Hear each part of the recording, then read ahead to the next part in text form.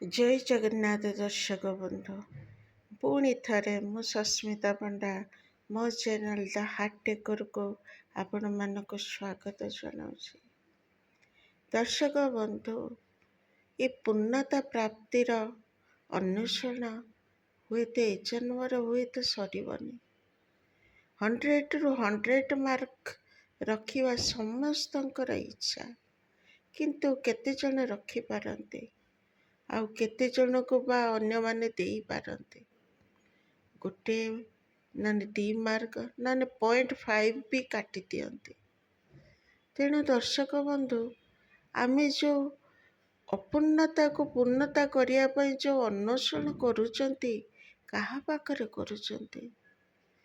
ଅନ୍ୟମାନଙ୍କ ପାଖରେ, ଯିଏକି ଆମରି ପରି 100ରୁ 100 ନୁହଁ, ତାର ବି କିଛି ଅଭାବ ତାକୁ ଖାଉଛି।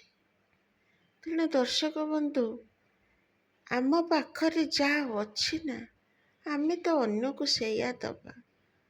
ଜଣେ ଭିକାରୀ ମୋ ଦୁଆର ମୁହଁରେ ଠିଆ ହେଇଛି, ଭିକ ମାଗୁଛି, ତେବେ ଆମେ ତାକୁ କ'ଣ ଦେବା? ଯଦି ଆମର ସେତେ ବଡ଼ ହୃଦୟ ବି ନଥିବ, ଆମ ପାଖରେ ସେତେ ବଡ଼ କହିଲା ବେଳେ ଡିପୋଜିଟ୍ ନଥିବ, ତାହେଲେ ଆମେ ତାକୁ କ'ଣ ଦେବା? ତା ମନ ଜାଣିକି କ'ଣ ଦେଇପାରିବା? ମନ ଖୋଜୁଥାଏ ଯାହା ଦୈବ ବତାଏ ସେୟା। ଏଭଳି ତ ଅପରଚ୍ୟୁନିଟି ସମସ୍ତଙ୍କୁ ମିଳେନି ନା। ବିରାଡ଼ି କପାଳକୁ ଶିକା ବି ଛିଡ଼େନି। ତେଣୁ ଏଇ ଅଭାବୀ ଦୁନିଆକୁ ଆମେ ଆସିଛନ୍ତି, ସମସ୍ତେ କହୁଛନ୍ତି ଆମର ଅଭାବ। ତେଣୁ ସେ ଅଭାବଟା ପୂର୍ଣ୍ଣ ହେବ କେମିତି? କ'ଣ ଆମର ମନୋବୃତ୍ତିଆ ପଛରେ ଅଛି?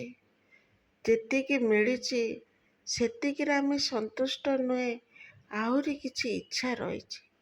ସେ ଇଚ୍ଛାକୁ ପୂରଣ କରିବା ପାଇଁ ଆମେ ନିଜେ ଯଦି ଚେଷ୍ଟା କରିକି ହାରିଗଲେ, ତେବେ ଅନ୍ୟକୁ ମାଗିବାକୁ ପଛାନ୍ତିନି। ମାଗିବାଠୁ ହୀନ ନାହିଁ, ଦେବାଠୁ ପୁଣ୍ୟ ନାହିଁ। ଦେଉଛି କିଏ ଦର୍ଶକ ବନ୍ଧୁ ଆଜିକାଲି? କିନ୍ତୁ ଆମେ ମାଗି ଚାଲିଛନ୍ତି, ପୁରା ବ୍ରାଣ୍ଡେଡ୍ ଭିକାରୀ ବନିଯାଇଛନ୍ତି। କିନ୍ତୁ ଏ ସଂସାରରେ ପ୍ରତ୍ୟେକ ଲୋକ ନିଜକୁ 100ରୁ 100 କରିବା ପାଇଁ ଦୌଡ଼ିଛନ୍ତି। ମନସା ବାଚା କର୍ମଣା, ଆର୍ଥିକ ପରିସ୍ଥିତି, ପାରିବାରିକ, ସାଂସାରିକ ସବୁଥିରେ 100ରୁ 100। କିନ୍ତୁ ମିଳୁଛି କାହାକୁ?